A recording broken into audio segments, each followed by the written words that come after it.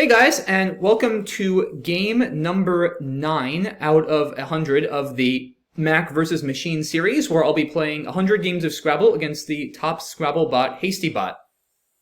Now, unfortunately for this game, I recorded myself playing it, and then my computer completely crashed, and I lost the recording. But I do want to include this game in the series. It's only fair since I played it as an official game. And it was also a very interesting game with some cool calculations later on.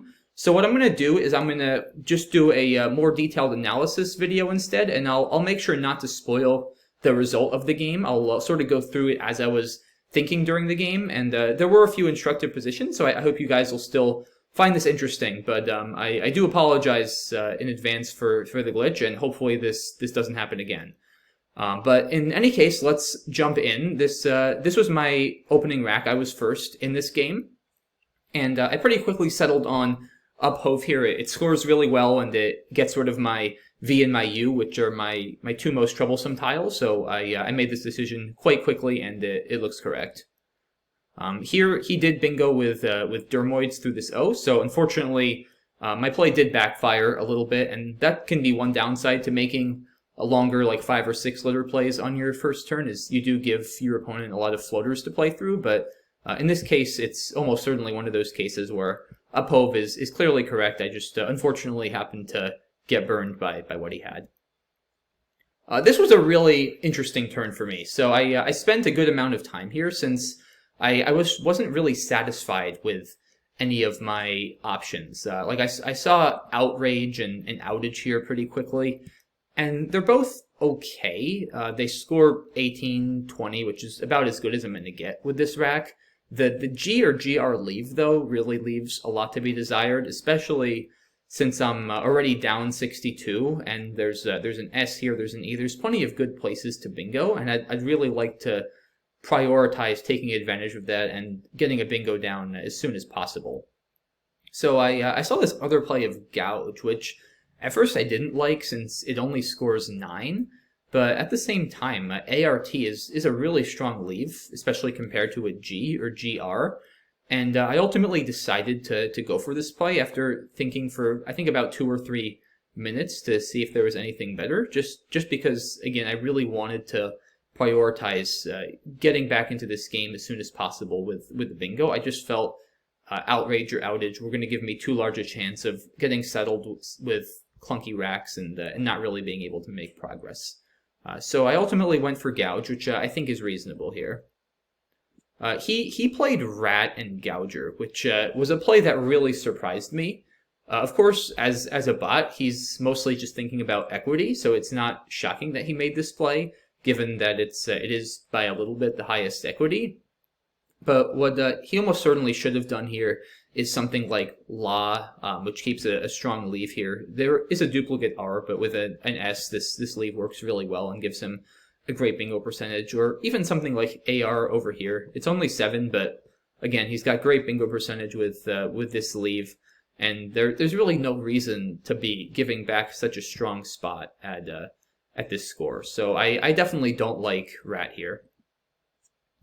I had a good draw here, and I've been good with Apiarist. I'm glad I took the extra time to see this, since I quickly at first saw Partita through this T that he just opened, and it's very easy in general, right, to get fixated on the tile your opponent just opened, especially if it's in a triple word lane.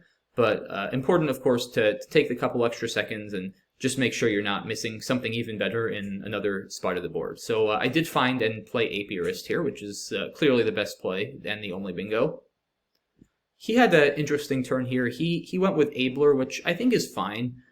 A little bit of a more safe option would be Labrat to block this T. It scores 3 less, but does take away the triple-triple possibility. Of course, Abler has the benefit of taking away this A spot, which if I have something like Azine or Axone, I could be scoring 60 or 70 points there.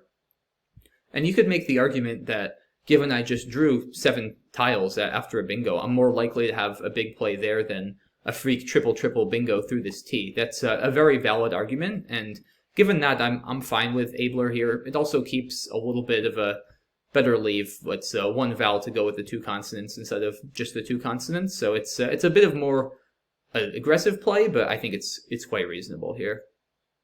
I spent a bit of time here just looking for triple triples since I did have the blank and an overall strong rack. I eventually correctly concluded that there were no triple triples and actually no 8s at all even playable through this T, which is a little bit surprising. But this is definitely a turn I think I spent about 2 minutes just because the upside of hitting triple triple is so large. It is worth going through the whole alphabet in your head 1 or maybe 2 times to really convince yourself you're not missing something.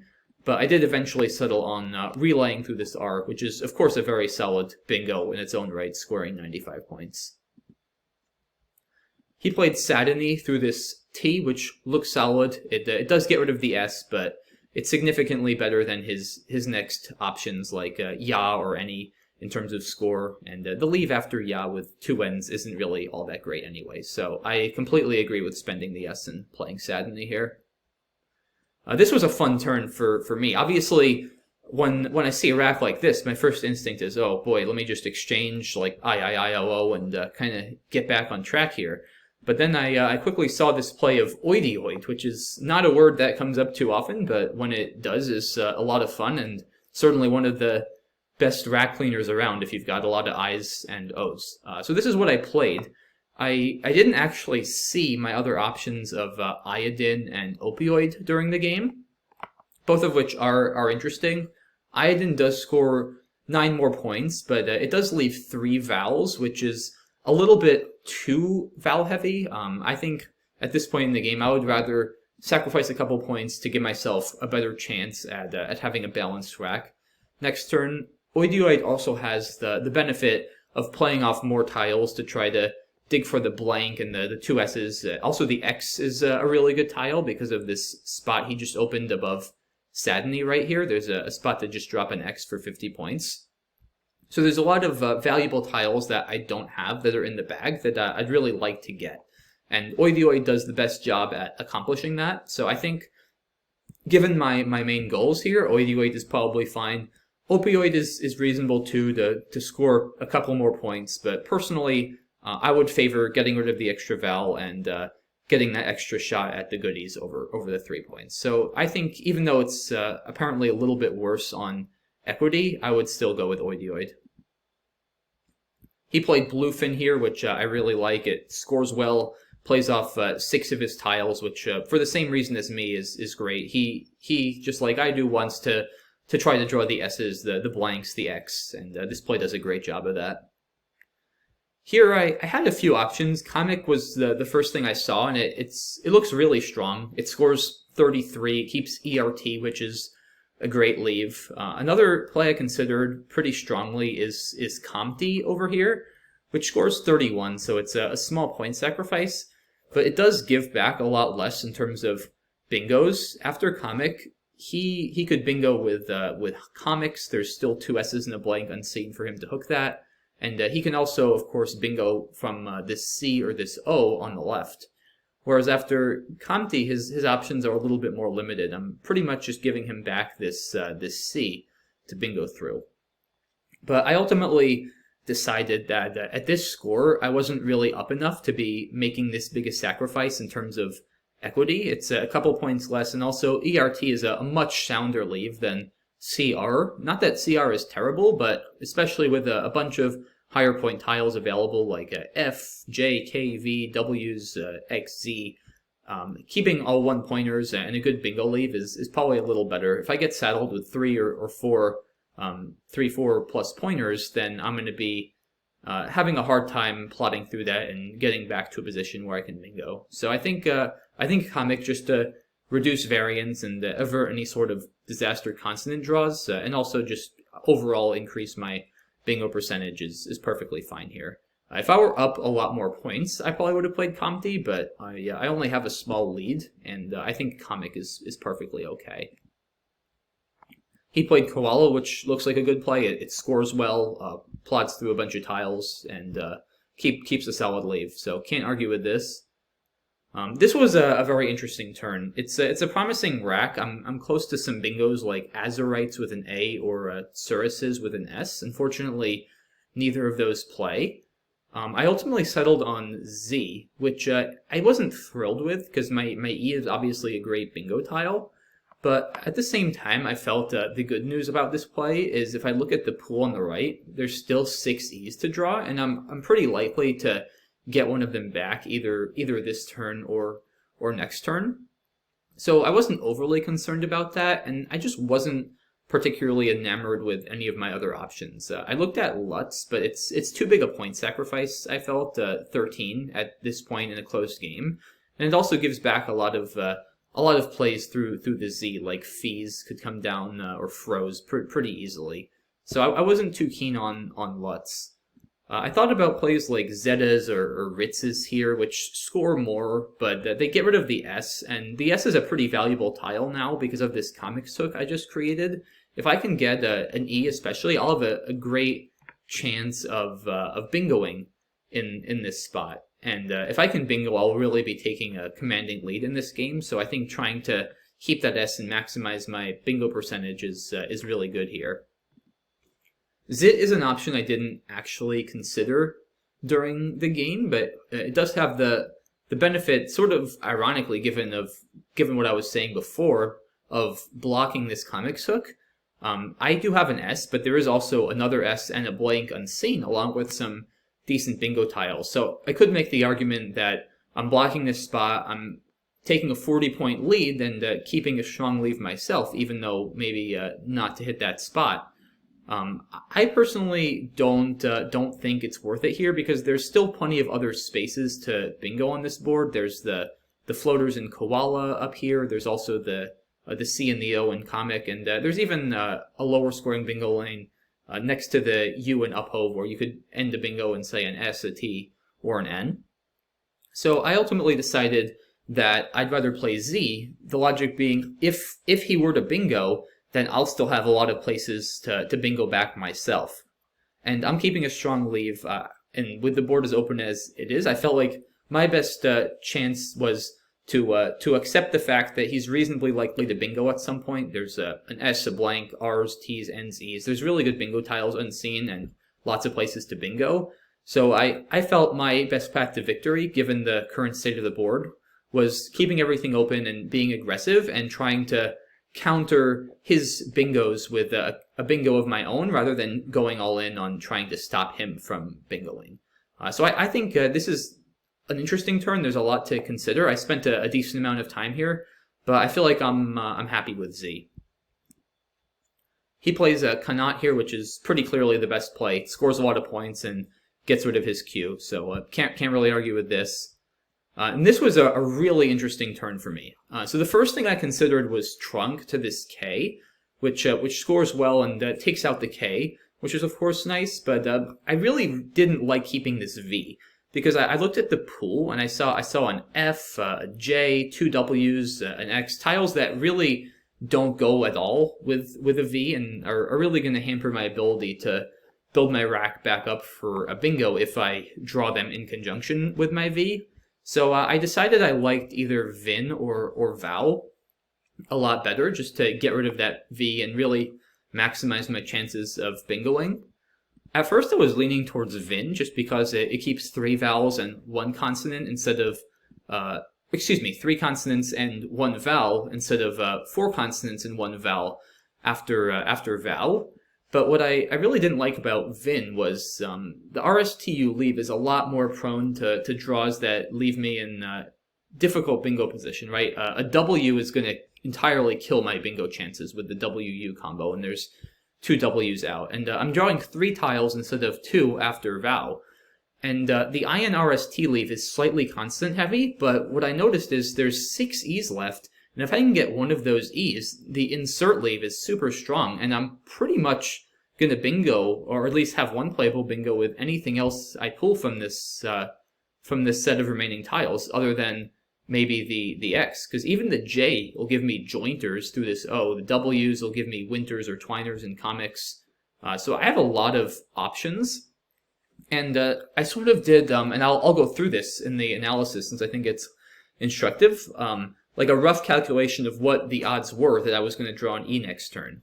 So the way I would go about calculating the odds of me drawing the E is that I find with these type of calculations, it's actually a lot easier to calculate the odds that I don't draw an E, because that's a little bit more of a straightforward calculation, and then just take the inverse of that, because of course I know that the odds of me drawing an E and the odds of me not drawing an E, since one of those two things has to happen, those two odds have to sum to 1 or 100%. So the way I would calculate the odds of me not drawing an E in this position, and it's also, I guess, worth including a blank, right? Because a blank would function as an E, if not better. So what are the odds that I don't draw either an E or a blank on my 2-tile pool? They're actually, they turn out to be about 50%, and this is the way I would compute them. So there's 16 tiles in the bag, which means there's 23 total tiles unseen to me, right? Because there's 16 in the bag and 7 on my opponent's rack. So I'll be pulling tiles from a possible pool of 23 unseen tiles. And how many target tiles are there? There's 6 E's and 1 blank. So that means I'm hoping to draw one of 7 tiles, 7 specific tiles from a pool of 23 tiles, and I have 2 chances to draw it. So what are the odds that I do not draw an E or a blank on my first pull? That's going to be 16 out of 23. And the reason for that is if there's 7 E's and blanks, that means there's 16, or 23 minus 7 tiles that are not an E or a blank. So, and I'll just put this into the calculator as well, since that'll make it a little bit easier to follow along. So once again, the odds that I miss the E's and the blank on my first draw, we said, are 16 divided by 23, well, which is just under 70%. Now that's the first part of it. The second part of it is, what are the odds that I again miss the E's and the blank on my second draw? Now at this point, the odds are very slightly different, right? Because after my first draw, I'll have depleted the bag by 1 tile. That's presumably not an E or a blank. So at this point, the pool size will go down from 23 tiles to 22 tiles, and the number of target tiles will still be 7. So that means now the odds that I draw a tile that's neither an E nor a blank are 15 over 22 as opposed to 16 over 23. Because there's now 15 tiles remaining that are bad, that aren't an E or a blank, and 22 tiles overall remaining. So the odds that I don't draw an E on either, or an E or a blank on either pool, are going to be the 16 over 23, which I just computed here, times the 15 divided by 22 for not drawing either of them on my second pool. So that gives me about 47%. Now, these were the odds of me not drawing an E or a blank. It's important to keep that in mind. So what this means is, as I mentioned before, I know the odds of me drawing an E or a blank plus the odds of me not drawing an E or a blank have to sum to 1, or 100%. So what I'm going to do to find the odds of me drawing an E or a blank is I'm going to just subtract this number from 100%. And that's about 52.5%, which is so just over a half. Now, of course, I don't have a calculator by my side during the game, so I would do this very roughly, right? So if I go back here, the first number I was calculating was 16 over 23. Now I know 18 over 24 is 75%, right? It's 3/4. So I figure 16 over 23 is pretty close to that. And then 15 over 22 is also a little bit, just a little bit less than 3/4, right? So I'm gonna figure both of them are a little bit less than 3/4. I know 3/4 is 75%. So let's just say, for argument's sake, that both of these numbers are about 70%. That's what I did in my head during the game. And of course, this isn't 100% precise, but it's difficult to go through all these exact numbers in your head without a calculator under that time pressure. So I basically just did 70%, so 0.7 times 0.7 in my head, which is 0.49, and I computed this to be the odds that I miss an E or a blank both turns, and then subtracted that from 1 to get 51% that I draw an E or a blank, which is actually pretty close to the exact number which we just used the calculator to compute as 52.5%. So doing that rough estimation in the game can really pay dividends for saving some time and still getting yourself good accurate results. Now, how does that factor into my decision? I felt that I'm pretty much assuming if I draw either the E or the blank, I'll be likely bingoing next turn. So I felt pretty confident that with an above 50% chance of drawing an E or a blank, and I'm also possibly going to be bingoing even without those. I could draw an A in another consonant, an O in another consonant, and bingo. So I estimated my overall chances of drawing a bingo next turn to be about 60%. And I figured after Vin, it was considerably less than that. I didn't do the exact calculation, and that would be a lot more difficult, especially with drawing 3 tiles. But I figured just given the number of tiles that really kill my chances, the W's, the X, the J, that it was going to be a lot less than that. And I felt for the 9 points, a 60% chance at bingoing next turn and really taking a strong grasp on this game was definitely worth it.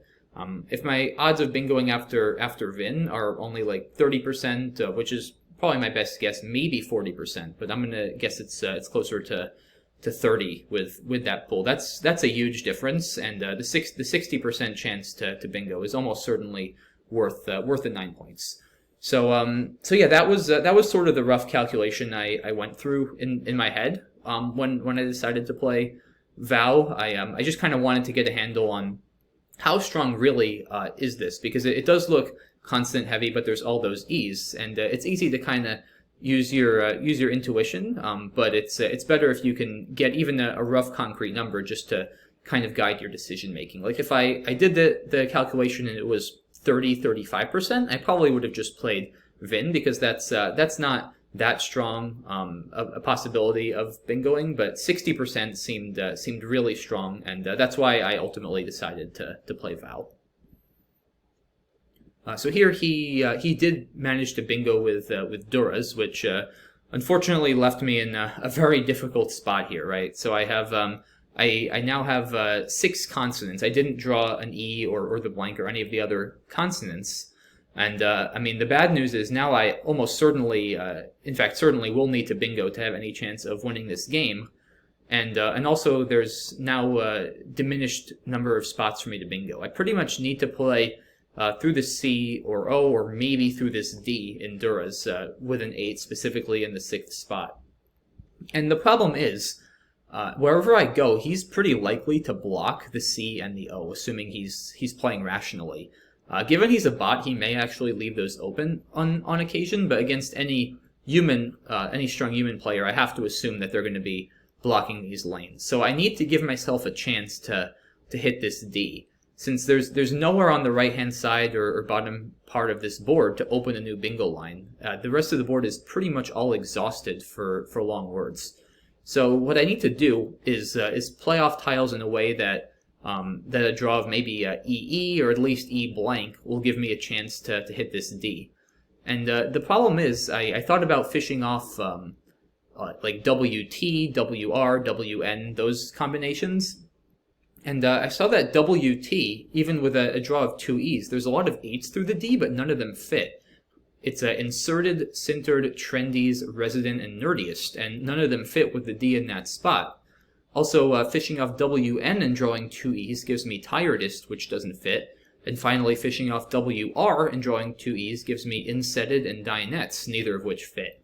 So that left me at a bit of a impasse, and I was also running very low on time. I was down to 2 minutes, so I ended up just playing out for 6 points, which I knew at least with an E blank draw would give me a bingo in both spots, right? Because I know that from the C I'll have plenty of playable bingos, and with the D I'll have nitrides.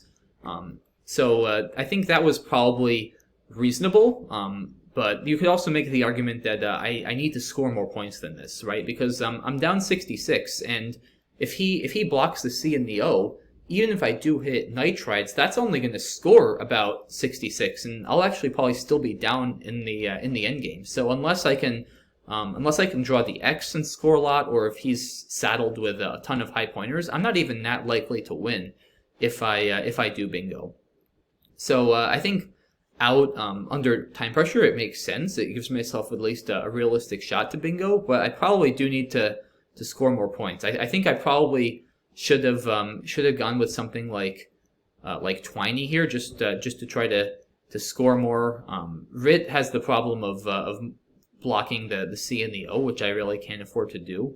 If I can draw a Twiney and then maybe draw an E and a blank, even if I don't have anything through the D immediately, then maybe I'll be able to fish one more turn and somehow pull it out. I just don't really think that that out is going to win much of the time realistically, given that once he blocks these lanes, most bingos here are not going to score enough to win. So I think Twiney was likely a better decision in this situation. As it turns out, given what I drew out of the bag, it wouldn't have mattered. But it's still interesting to just think about the different possibilities. And I think I probably got a little bit hung up on keeping the best possible bingo leave. But the problem is IR NST doesn't even bingo through the D unless I draw E blank, which is fairly unlikely. So I probably should have just tried to score more here and go for Twiney. But yeah, this is a pretty tough position either way, and I mean it's going to be really hard for me to come back, especially if he plays the way he should here. He played Keefe here, which looks fine. I mean, he's not blocking the space on the left, but he's scoring so many points that he should outrun any bingos I have. And this is sort of the problem I was talking about with out, is that he can even just leave these lines open, and he'll almost certainly just have enough to outrun me next turn. Like the only possibility I see here that could pose a problem for him is maybe if I say bingo with centrist or something like that, and then draw XE, and I'm threatening a huge out on the bottom. So that could be potentially a problem for him. It's of course quite unlikely. So I mean, given that, he may want to consider blocking. It's of course not that easy to block this with his rack of 4 E's. He could consider.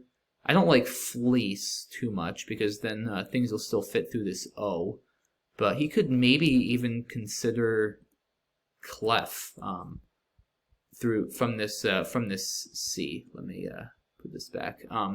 But yeah, he could consider clef from the C. It only scores 9, but it really takes away my possibilities there for bingoing. I guess things like noisette would still fit through this O though. So I'm trying to see if there's a good way where he can really take away all of my chances to bingo there. Oh, maybe if there's nothing that goes to the C, he could. No, because there'll still be stuff like re-inject. Yeah, maybe Keefe is fine. I mean, it's a very remote possibility that I'm gonna actually bingo and then draw XE out of the pool. So it's probably a risk that's perfectly fine to take here. So yeah, I think Keefe is perfectly okay. Of course, in this position, I'm extremely low on time, and I'm sort of just hoping that I don't know, maybe I draw the blank and he doesn't block worsting or strowing. Of course, it's extremely unlikely, but there's nothing better to be done here. He just plays G, and at this point I'm down to like 2 seconds. I think I played Jin from this J, which twins is a better endgame, but down to a couple seconds, so I'm just slapping something down, leaving myself a 4/10 of a second buffer. He goes out and wins the game by a score of 453 to 389. So yeah, I unfortunately didn't end up pulling this one through, but I think it was overall a very well played game on my part. Definitely some interesting turns. I hope you enjoyed the analysis part of this game here. There was definitely a bit more heavy than I usually do in the videos, just because I didn't have any time in the video that was devoted to the actual game. But I hope you guys enjoyed that and got something out of it, especially the more detailed math calculation in that one position. So if you guys enjoy this kind of deep analysis more, definitely let me know, and I can try to include that. And of course, if anything didn't make sense, or if you think I may have missed something, as always, please let me know in the comment section. And yeah, thanks guys for watching. Sorry again for the glitch. Hopefully it doesn't happen again, but I do hope at least that the analysis here was instructive. So that's it for game 9. The score in the series is now 7-2 in my favor, and I'll see you all for game 10 shortly. Thanks guys. Bye bye.